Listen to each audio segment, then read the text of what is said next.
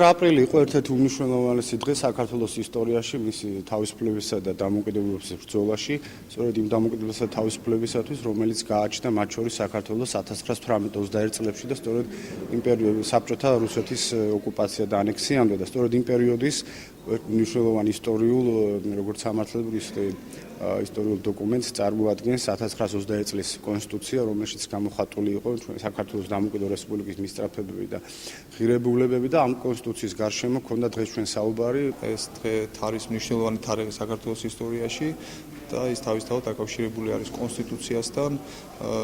დამოუკიდებლობის დეკლარაცია იყო პირველი კონსტიტუციური დოკუმენტი, ასე ვთქვათ, საფუძველი ფუნდამენტი საქართველოს დამოუკიდებლობის გამოცხადების და რომლის საფუძველზე შემდგომში იქნა შემუშავებული საქართველოს კონსტიტუცია, ის პრინციპები, რომელიც აი ამ დამოუკიდებლობის აქტში იყო გადმოცემული აისახა საქართველოს კონსტიტუციაში და არსებობს გარკვეული სამართლებრივი მემკვიდრეობა, რომელსაც აღიარებს თანამედროვე საქართველოს კონსტიტუციას. კონსტიტუცია როგორც ასეთი თავიდანვე, 19 წელშიც კი ითვლებოდა ქვეყნის დამოუკიდებლობის გარანტად, როგორც ჩანაწერი უბრალოდ, რომელიც რეალიზაციას ახდენდა რაღაცები ქვეყნის მმართველობის შემდეგ. ამიტომ ჩემთვის მნიშვნელოვანი იყო პირველ რიგში ეს მუხლი, რომ საქართველო არის დამოუკიდებელი რესპუბლიკა და ის არ ემორჩილება და არ ექვემდებარება არც ერთ სახელმწიფოს.